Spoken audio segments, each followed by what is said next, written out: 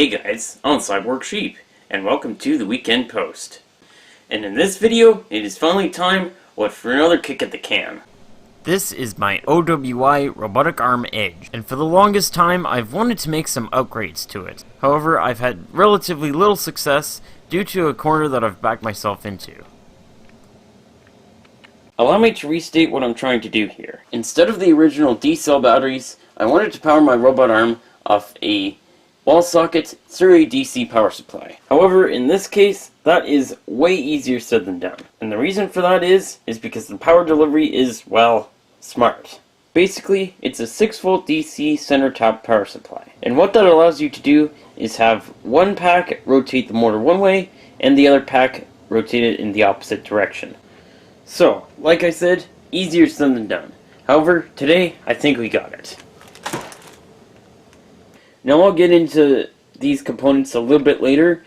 For now, there's some other issues that we have to see to on the robot arm. Alright, first of all, let's deal with this problem and these problems. So I knew I was gonna run into this problem. This screw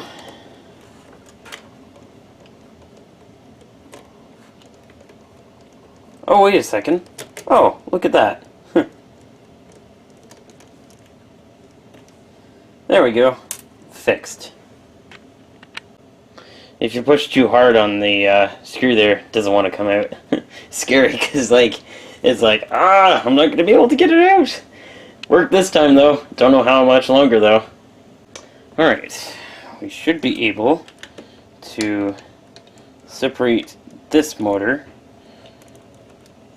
from the rest of the arm.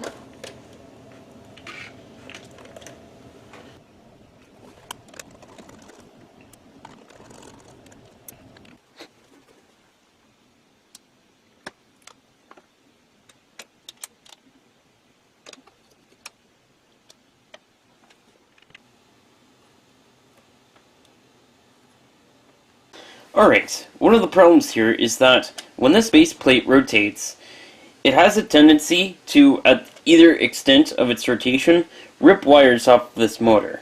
So somehow, I need to string relieve the motor wires. In order to do that, I made this bracket right here, and what I'm going to do is have this connector right here in this slot. I'm going to have the motor hooked up to here with these pins, and then the power connection is going to be on this end of the cable, and it's going to be hooked up to power through the original lead. So, let's get started building.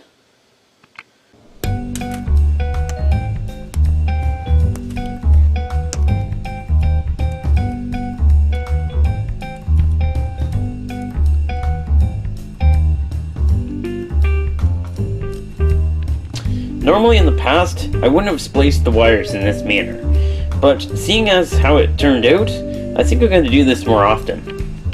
Of course, I'll leave a link into this in the description to a video of where I found out how to do this.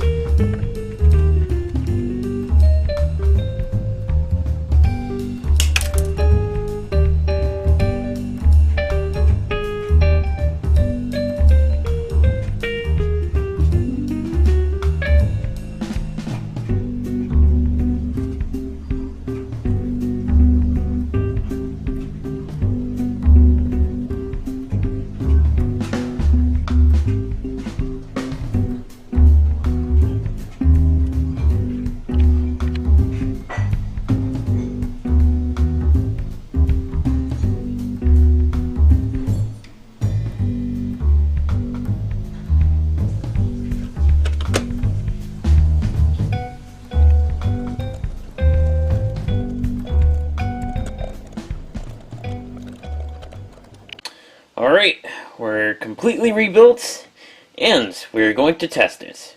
I haven't tested for any shorts, but my goodness, it'll be a miracle if I don't have any shorts. So let's just give it a try. So, turning on the power supply. Hey, it's working. Check that out. Oh, nice. Okay, and the other way. Oopsie.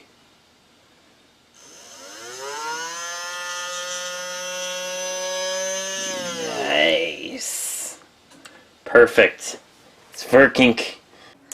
Now, although I hate to do this to you guys, I think I'm going to leave the video at that. With the progress that I've made so far, I think I'm going to split the video up into 4 parts. This first part here has been the debrief and initial repair, and in the next parts, I'll tackle the electronics, the part manufacturing, and the final assembly. The one other thing I want to mention before this video ends off is that I'm very sorry I haven't been uploading a lot lately.